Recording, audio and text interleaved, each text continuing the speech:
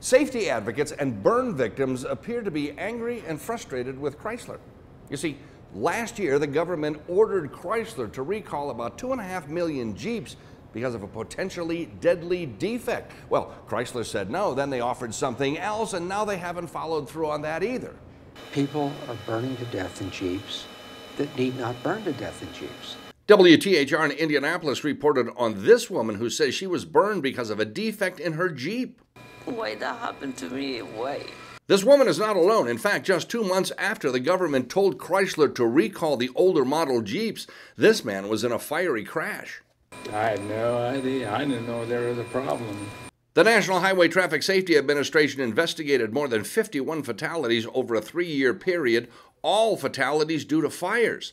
They found that the fuel tanks on the older style Jeeps are located inches from the bumper, making the position of the fuel tank more vulnerable.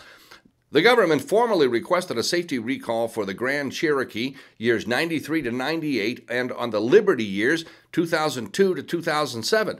Well, Chrysler said no, arguing the government data is flawed and there are no defects. Chrysler did agree to a limited recall, about 1.5 million Grand Cherokees and Liberties, but their solution was to install a trailer hitch. The trailer hitch is a sham. Chrysler says the hitch provides more protection to the back of the Jeep and that it would contact dealers in July about getting a recall. Well, since last July, Chrysler's done nothing, no recalls. Anna, the woman severely burned, did in fact have a trailer hitch on her vehicle at the time she was hit. Her attorney also argues that Anna did not suffer one broken bone in the crash, something she would have been able to walk away from had the car not been engulfed in flames. WTHR says they continue to call NHTSA about this, but they don't get their calls returned. But an insider at NHTSA tells WTHR there may be a safety recall in the future.